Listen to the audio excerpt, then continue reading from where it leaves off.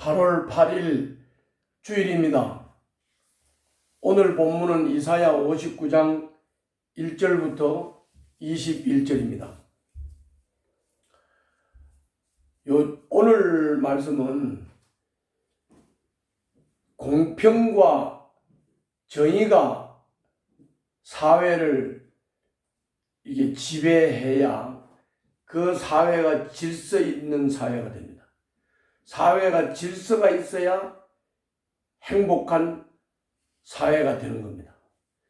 요즘 이 사회 경향이 무한해체, 무조건 권위도 필요 없고 해체시켜버리고, 남자와 여자도 해체시켜버리고, 남자가 여자 됐다가, 여자가 남자가 됐다가, 젠더 평등. 하여튼 희한한 세상인데요. 공평과 정의가 사라지고 무한해체 시대로 들어가면 그곳은 곧 주님이 떠나시는 곳입니다. 주님이 떠나시면 그곳은 고통의 사회가 되는 겁니다. 고통을 한번 당해보세요. 사람은 고통을 참고 견디기가 어렵습니다. 그렇기 때문에 고통이 오면 울부짖도록 되어 있습니다. 그래서 이스라엘 백성들도 자기들이 공평과 정의를 무시하고 질서를 무시하고 권위를 무시하고 그리고 하나님을 경외하지 않고 하나님을 두려워하지 않고 자기 멋대로 무한 해체, 자기 마음대로 이렇게 살다가 나라 뺏기고 바벨론에 멸망당하고 포로 잡혀가고 이렇게 비참 상태에 빠지게 되니까 고통 중에 하나님께 부르짖었어요. 그런데 그 고통 중에 부르짖는 이스라엘 백성들에 대해서 오늘 아주 중요한 말씀을 했어요. 그게 1절, 2절입니다. 1절, 2절 한번 같이 보시죠. 주님의 손이 짧아서 구원하지 못하시는 것도 아니고 주님의 귀가 어두워서 듣지 못하시는 것도 아니다. 오직 너희 죄악이 너희와 너희의 하나님 사이를 갈라놓았고 너희의 죄 때문에 주님께서 너희에게서 얼굴을 돌리셔서 너희의 말을 듣지 않으실 뿐이다. 이렇게 말씀했어요. 다시 말하면 죄 때문에 온 거라는 거예요. 죄 때문에 주님이 얼굴을 돌리고 외면해버리고 부르짖는 말을 듣지도 않고 주님이 능력이 없어서 구원을 못하는 게 아니고 손이 짧아서 구원을 못하는 게 아니고 주님이 외면하는 거다. 버려버린 것이다. 이렇게 말씀하는 거예요. 오늘 본문이 상당히 길지요. 그래서 오늘 1절, 2절 말씀을 우리가 잘 새기면서 제가 요약을 좀 하겠어요. 먼저 3절부터 6절을 요약을 하면 선지자는 이스라엘 백성의 죄, 곧 폭력을 행하는 손, 거짓말하고 포근하는 입, 공의가 사라진 재판을 지금 고발하면서 그거를 지금 지적하고 있습니다. 뿐만이 아닙니다. 7절부터 11절에서는 너희들 하는 일마다 죄악뿐이다. 그들의 길에 평화와 공평이 없을 수밖에 없다. 없는 게 당연하다. 그리고 12절부터 15절에서는 주님은 이스라엘 백성이 죄를 고백하고 공평과 정의가 사라진 세상을 한탄하면서 기도를 할 때, 그때 비로소 너희의 기도를 듣겠다, 이렇게 말씀했어요.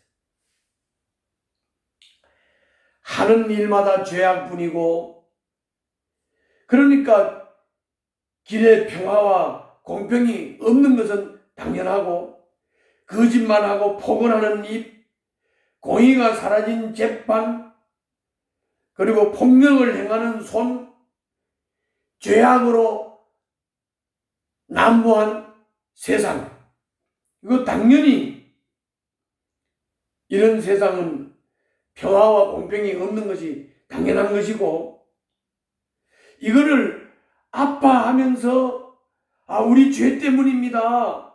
공평과 정의가 사라졌습니다. 우리가 죄 때문에 이렇게 됐습니다. 우리의 죄 때문에 이렇게 됐습니다. 이렇게 괴로워하면서 기도할 때 주님은 들으신다. 그렇지 않을 때는 우리들의 기도를 듣지 않으신다. 16절부터 21절에서도 주님이 이렇게 말씀해요. 자, 이렇게 무한해체 속에서 하는 일마다 죄악이고, 그래서 고통에 빠져 있는 백성들, 그런데 이 백성들이 스스로 깨닫지도 못하고 이 백성을 돕는 자도 없고, 그래서 하나님은 안타까워요. 너무 안타까워가지고 하나님이 친히 일어나시겠다, 그렇게 말씀하신 것이 16절부터 21절입니다. 주님이 공의로 갑옷을 입고 구원의 투구를 쓰고 응징의 속옷을 입고 열심의 겉옷을 입으시고 전사가 되어서 주님이 오시겠다, 그렇게 말씀하시면서 주님이 마침내 원수를 물리치고 시온을 속량하셔서 그들과 새 언약을 맺을 것이라고 16절부터 21절에서 말씀하셨어요. 요약을 하면 이런 거지요. 고통이 오는 것은 죄 때문에 그런 것이다. 너희 죄 때문에 하나님이 외면을 하신 것이다. 하나님이 너희 기도를 듣지 않은 것이다. 하나님이 손이 짧아 구원 못하는 것이 아니다. 하나님이 얼굴을 돌린 것이다. 그래서 너희들은 폭력하는 손, 거짓말하고 폭언하는 입, 공의가 사라진 재판, 이런 것을 일삼는 자들이고 하는 일마다 죄악뿐이고, 그래서 공의와 공평과 평안을 다 잃어버렸다.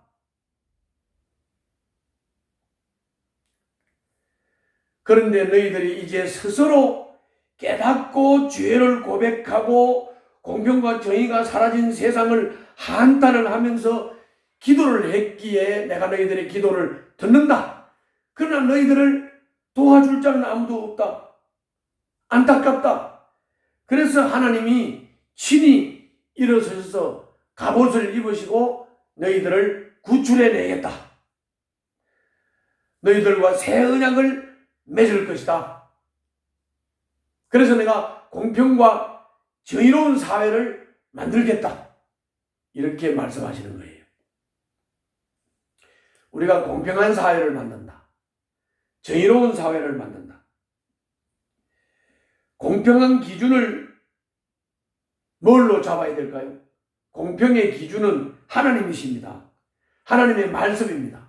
하나님의 말씀과 하나님이 공평의 기준이 되어가지고 그 하나님과 하나님의 말씀의 기준을 따라서 기준에 벗어나면 징계도 하고, 그리고 징계에 충족되면, 기준에 충족되면 구원을 베푸는 겁니다. 그런데 인간은 하나님이 기준이 되는 게 아니고 하나님의 말씀이 기준이 되는 게 아니고 자기가 기준이 되는 거예요. 자기가 기준이 되는 사람은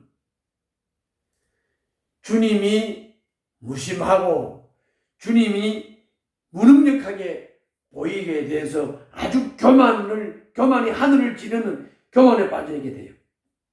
그러므로 우리는 주님을 기준으로 삼고 주님의 기준을 따라 살면 죄가 보이고 자기 허물이 보이고 자기 잘못이 보이는 거예요.